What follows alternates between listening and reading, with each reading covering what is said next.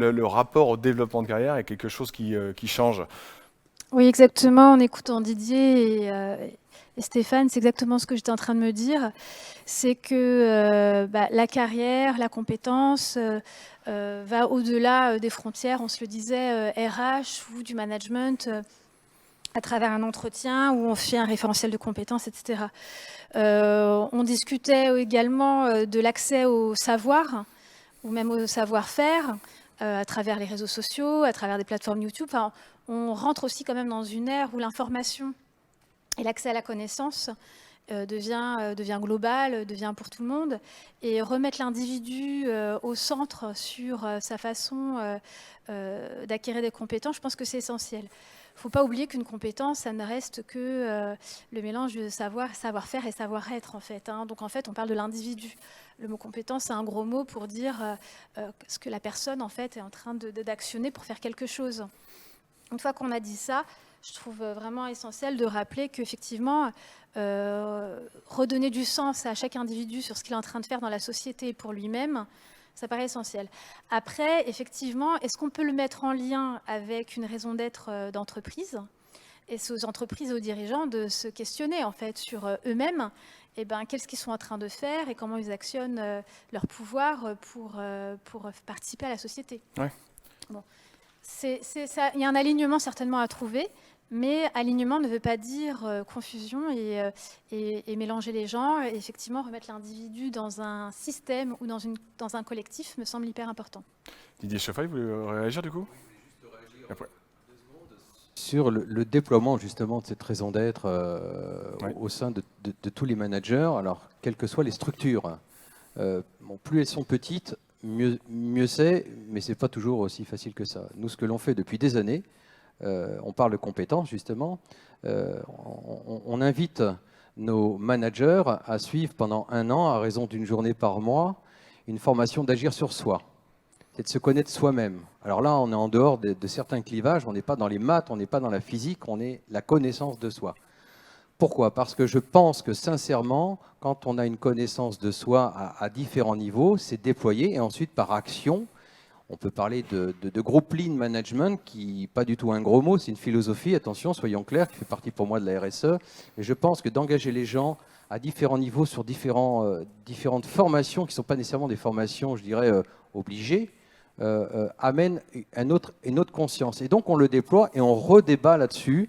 Et donc ça permet, c'est plus facile ensuite de discuter avec tout un tas de personnes dans l'entreprise, puisqu'on a tous le même niveau de connaissance de soi. Et ça, c'est extrêmement important. J'insiste beaucoup là-dessus parce que finalement, quand on veut déployer une raison d'être, et ce qui est tout à fait louable, et entreprise à mission tout à fait louable, faut-il encore qu'on la contrôle et qu'on la suive et qu'on la pilote ? Ouais. Il n'est pas question, et c'est très compliqué parce que la plupart des grands dirigeants et des grands managers sont complètement d'accord avec ça, mais ensuite le suivi, la déclinaison de tout ça n'est pas toujours au regard de ce qu'on pourrait attendre, quoi, malheureusement. Donc il est bien à un moment donné dans les grands groupes, de même que dans les petites entreprises, c'est pas mieux ici qu'ailleurs, c'est pas ça, mais c'est de raisonner sur des groupes d'individus de petite taille. Si on travaille de façon globale, c'est compliqué. On est obligé d'avoir des petits espaces, recréer des familles, dans l'identité, dans la marque, dans ce que vous voulez, pour que les gens s'accaparent effectivement un groupe à dimension, je dirais, humaine et qui parle. Et c'est vrai que tout de suite, ça commence à aller un peu mieux aussi quand on fait ces modes d'organisation. Je l'ai vécu, c'est pour ça.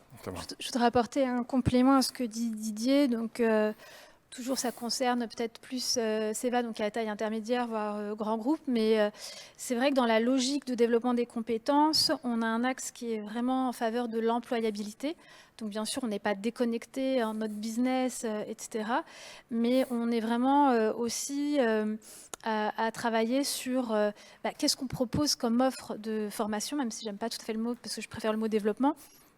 Qu'est-ce que vraiment on est en train d'apporter aux gens pour eux, pour l'entreprise, mais pour eux et sur le marché. Donc ça, c'est quelque chose quand même qu'on a en tête. Voilà.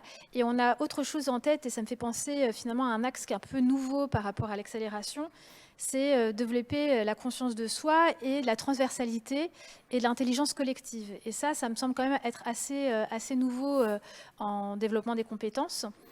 C'est-à-dire, finalement, pour le bien de l'entreprise et le bien de tout le monde, on développe des compétences qui vont permettre de changer, de se transformer, de travailler ensemble, de créer plus d'intelligence. Et quand on commence à regarder ce qu'il y a dans ces programmes-là, on va toucher effectivement, remettre du sens avec de la finalité, le savoir-être, le travail ensemble.